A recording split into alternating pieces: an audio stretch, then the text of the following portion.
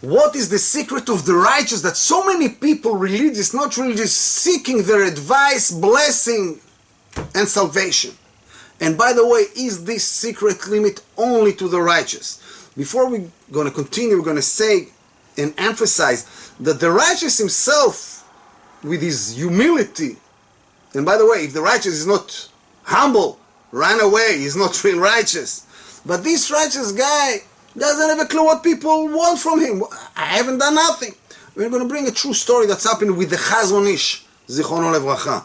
A group of people rushed into his house and mumbled, a certain bride, tomorrow she's going to get married.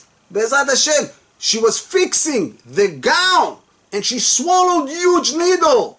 The doctors urge us to do an operation right away and push the wedding. They see the needle in the x-ray. What should we do? Do the operation or wait?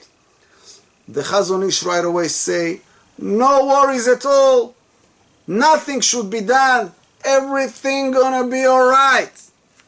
Surprisingly, all the doctors were shocked. The needle came out naturally with no inner harm. When people heard what's happened, they start to speak all around. Wow, look, the power of the righteous Chazon Ish, such a miracle. And he just smiled and said, I don't know what you're talking about.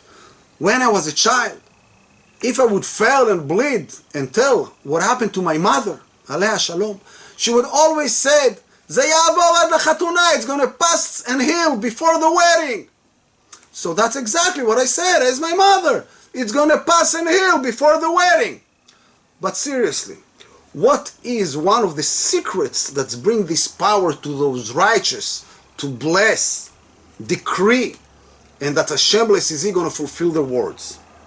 It says in our parashah, Lo yachel dvaro kechol hayotze mipiv yaseh. He should not desecrate his mouth.